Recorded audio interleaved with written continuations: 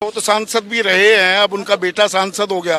वो तो कह रहे हैं कि ये विनेश आरोप लगा रही है, अगर मैंने ऐसा किया होता मेरे मुंह पर थप्पड़ मारती। थप्पड़ क्यों ना मारा है उस टाइम? वही तो हमारी गलती रहेगी ना सर। ये लगा लो परमात्मा ने इतनी हिम्मत पहले नहीं दी, इतनी दे देते तो शायद बहुत सारी बच्चियां बच जाती। अभी थप्पड़ मारने का भी टाइम आएगा, सब कुछ आएगा। अभी वो बोलते हैं ना कि हरियाणा में एक हिंदी में कहावत है कि नाई के बाल है तो अभी आगे गिर जाएंगे। उसका तो भी रिजल्ट आ जाएगा। इतना क्यों डर रहा है वो? अभी इतना बौखला क्यों रहा है? नहीं, वो तो यहाँ तक भी कहा कि दो भार में 2 वेट कैटेगरीज में कौन ट्रायल देता है। 5 घंटे वेट कैसे करना पड़ा।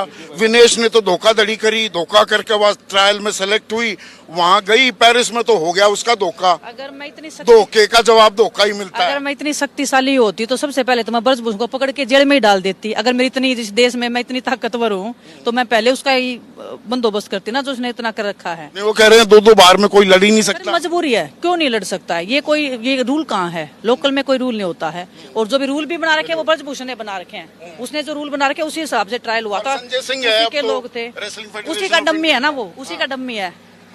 फेडरेशन उनकी है, प्रधानमंत्री उनके हैं, बीजेपी उनकी है, और मैं चली गई ऐसे ही। इन्होंने रोकने की तो कोशिश की, लेकिन लोगों ने, परमात्मा ने इतना आशीर्वाद दे रखा है कि नहीं रुकी। मैं नहीं रुकी तो आज हूँ, आज इनको चुभ रही हूँ मैं। उनको सहन नहीं हो रहा कि ऐसे कैसे। ब्रजभूषण तो कह रहे हैं कि ये ऐसी राजनीति कर दी, ऐसा खेल करा विनेश ने। हमारे तो 5-5 मेडल आते हैं रेसलिंग में और इन्होंने वो मेडल नहीं लेने दिए। नहीं सर, ये तो अपना मेहनत के ऊपर संघर्ष पे होता है सबका। वो मैं कौन मेडल लेने से रोकने वाला? अगर ऐसा लेने देने से मैं ही कर लेती, अपना ही ले आती मैं। हाँ। है ना, वो तो सबकी मेहनत है। हाँ। और वो तो अच्छा क्या है। पर आपने तो जीत लिया था मेडल। वो 100 ग्राम वह कहानी कद सामने आएगी, अभी तक लोग ये मानने को तैयार नहीं। अगर भाई 100 ग्राम के पास है हमारा स्वर्ण या रजत पदक कैसे मारा गया? सर बिल्कुल कहानी है बहुत बड़ी। मंदिर में खड़ी हो आप, निराकार मंदिर में? नहीं, बिल्कुल मंदिर में खड़े हैं। कहानी है बहुत बड़ी, एक कहानी है और उसको जरूर बताएंगे। और वो मुझे ही बताएंगी एबीपी न्यूज पर? नहीं, बिल्कुल बताएंगे। बहुत गेम तो बहुत क्या बताइए ना। इन्होंने इनका बस चले तो पता नहीं क्या कर देते, लेकिन परमात्मा ने इतना बड़ा आशीर्वाद। कानूनी लड़ाई भी लड़ी जा सकती थी वहां पुरजोर तरीके से, उसमें बहुत हीला हवाली हुई, बहुत देरी हुई। इनको मौका मिल गया ना, मौका मिल गया।